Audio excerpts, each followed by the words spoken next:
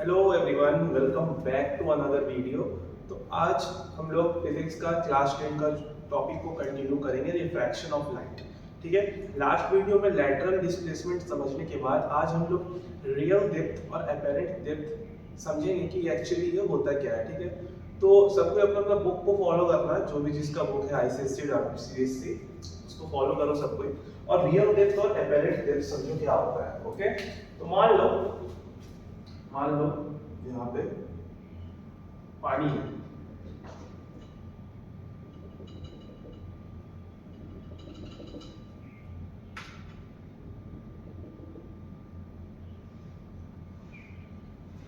मान लो यहाँ पे वाटर है। वैसे तो ये एक वाइड वर्ड है, लेकिन मानते हैं चलो वाटर है यहाँ पे। ओके, तो वाटर के बीच में यहाँ पे मान लो मछली है। ठीक है, यहाँ पे एक फिश है।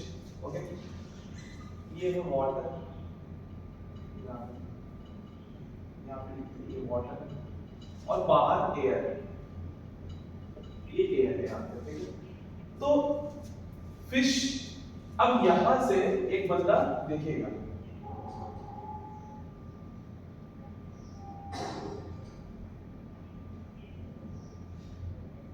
अब यहां से ऑब्जर्वर है जो वहां से देख रहा है, ऐसे करके सब कुछ। ठीक है, फिश। तो तुम बताओ, फिश थोड़ा ऊपर दिखेगा या थोड़ा नीचे दिखेगा पानी का? ठीक है, क्योंकि देखो रे ऑफ लाइट एक मीडियम से दूसरे मीडियम पे जाएगा तो डेफिनेटली कुछ ना कुछ तो चेंज होगा। आइए देखते हैं क्या होगा। तो फिश हमेशा याद रखना, जो देखता है वहां से रे नहीं आता। हम लोग जिस ऑब्जेक्ट को देखते हैं वो ऑब्जेक्ट का स्टार्टिंग से लेके एंड तक से हम लोग का दो रे निकलता है। ठीक है, तो फिश से दो रे निकलेगा। अच्छा, हम एक रे एकदम सीधा यहां से ऐसे आएगा एक रे। ठीक है, एक रे आया। अब देखो ये सरफेस। अब एक बात बताओ, अगर सरफेस पे परपेंडिकुलर हम लोग बनाते हैं नॉर्मल, ठीक है, एकदम स्ट्रेट, और अगर स्ट्रेट रे आ रहा है और नॉर्मल भी एक ही लाइन में है, तो हम लोग उसको जब एंगल ऑफ इंसिडेंस और एंगल ऑफ रिफ्रैक्शन जीरो हो जाए तो रे एकदम बिना डेविएट हुए एकदम सीधा निकल जाता है। ठीक है, तो यहाँ पे ये रे हम लोग का बिना डेविएट हुए ऐसे स्ट्रेट आ जाएगा, कोई डेविएशन नहीं इसमें।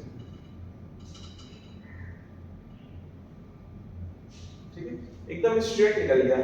अब एक रे और निकला। ठीक है, मान लो ये रे थोड़ा ऐसे आया, ऐसे आया। अब सरफेस से परपेंडिकुलर हम लोग एक नॉर्मल बनाते हैं। ठीक है, यहाँ पे नॉर्मल बना देते हैं, स्ट्रेट नॉर्मल, ये नॉर्मल। अब देखो रे ऑफ लाइट वाटर से एयर में जा रहा है, तो वाटर एक कैसा मीडियम होता है? वाटर एक डेंसर मीडियम होता है। ठीक है, वाटर एक डेंसर मीडियम होता है, और अब ray of light denser medium से रेयर मीडियम जा रहा है। ठीक है, और एयर एक रेयर मीडियम है।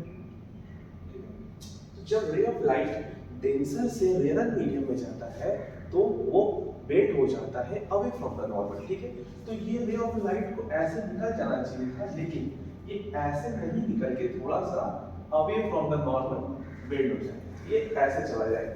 ठीक है, ऐसे। तो अब देखो, हमको पता है, हम लोग पढ़े हैं कि रे ऑफ लाइट जहां पे दो रेज मीट करता है वहीं पे हम लोग का इमेज बनता है। क्या बनता है? इमेज, जहां पे दो रेज मीट करता है।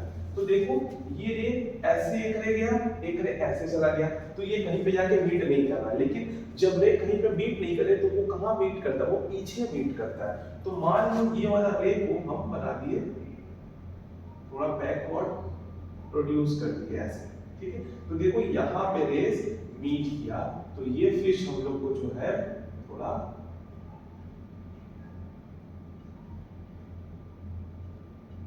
यहाँ पे दिखाई देगा। अब देखो ये थोड़ा ऊपर आ गया, समझ गए सब कोई? तो अब ये जो पूल का, ये जो पानी था, ये जो पानी का जो पूरा डेप्थ होता है, जो पूरा पानी का जो डेप्थ होता है, ये जो पूरा पानी का जो डेप्थ होता है, उस डेप्थ को हम लोग बोलते हैं रियल डेप्थ, आर डी। क्या बोलते हैं, रियल डेप्थ, ठीक है। और फिश अब जितना ऊपर आ गया वहां से लेके ऊपर सरफेस तक का जो डेप्थ होता है, जो हाइट होता है, ये देखो फिश यहाँ आ गया तो यहाँ से यहाँ तक का जो हाइट हुआ इसको हम लोग बोलेंगे AP, which is known as apparent depth.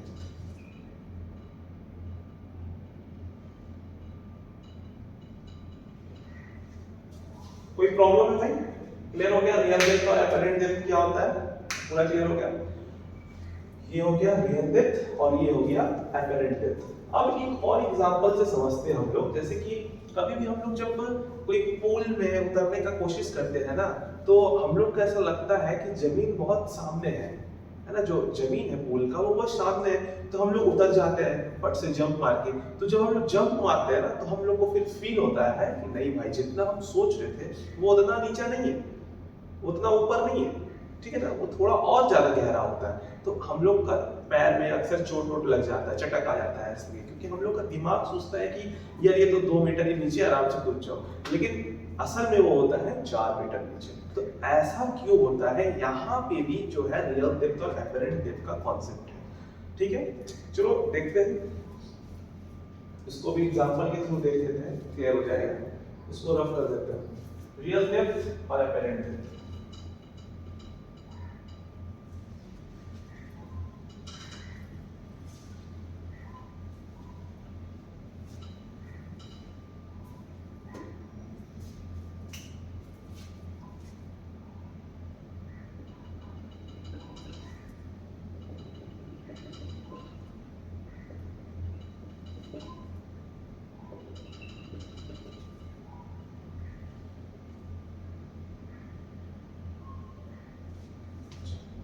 मान लो ये वाटर है फिर से, और ये वाटर का जमीन है, पूल का जमीन है, ठीक है। अब पूल का जमीन यहाँ पे, और हम लोग यहाँ पे खड़े, यहाँ से जब मान के फिर से ऑब्जर्वर यहाँ पे देखेगा,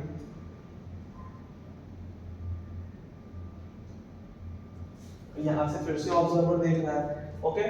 तो यहाँ पे है पूल का जमीन, तो देखो फिर से अब ये पूल से जो है रे ऑफ लाइट निकलेगा, है कि नहीं, क्योंकि जो देखता है वहां से रे नहीं निकलता, जहां से जो ऑब्जेक्ट होता है वहां से नहीं निकलता। हम लोग को अल्टीमेटली उतरना जमीन को देख के है, तो जमीन से रे आएगा, एक रे चला गया एकदम स्ट्रेट सीधा, यहाँ से एकदम स्ट्रेट ऐसे, और ये बिना डेविएशन हुए सीधा चला गया, ठीक है। लेकिन जो एक रे है वो तुम्हारा ऐसे गया, ठीक है। यहाँ पे बना लेते हैं नॉर्मल।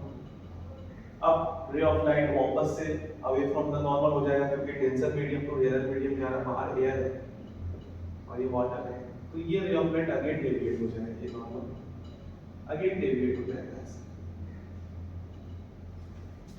ठीक है। और फिर ये मीट करेगा आके बैकवर्ड पीछे, यहाँ पे मीट करेगा। तो अल्टीमेटली हमको पूल का जो जमीन है वो कहाँ दिखाई दे रहा है, यहाँ पे इस जगह पे हमको दिखाई दे रहा है पूल का जमीन। तो फिर से ये जो पूल का जो पूरा डेप्थ, इसको हम लोग क्या बोलेंगे, रियल डेप्थ। और ये जहाँ पे जमीन हमको दिख रहा है उसको हम लोग क्या बोलेंगे, एपेरेंट। क्लियर हो गया, रियल डेप्थ एपेरेंट डेप्थ एकदम पूरा बढ़िया से क्लियर हो गया। कोई भी डाउट हो तो कमेंट बॉक्स में बताना, ठीक है। यही कॉन्सेप्ट है रियल डेप्थ और एपेरेंट डेप्थ का। तो एक और हम लोग तुमको बताते हैं। अब हम लोग जैसे एक चीज अपना जो ब्रिलियंट स्टूडेंट और महान लोग सब है, देवता लोग, वो लोग एक चीज अपने दिमाग में बिठा लिया होगा कि हाँ भैया रियल डेप्थ हमेशा बड़ा होता है और एपेरेंट डेप्थ हमेशा छोटा होता है। तो क्या देखते हैं ये बात सही है या गलत? आओ देखते हैं एक और एग्जांपल के साथ, और बहुत ही फेमस सा एग्जांपल है, ठीक है। चलो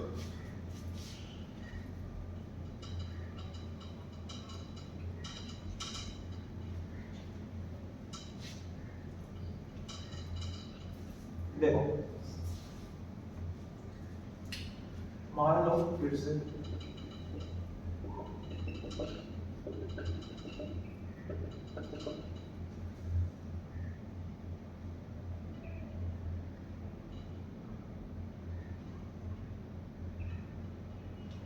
यहाँ पे एक फिश और यहाँ पे एक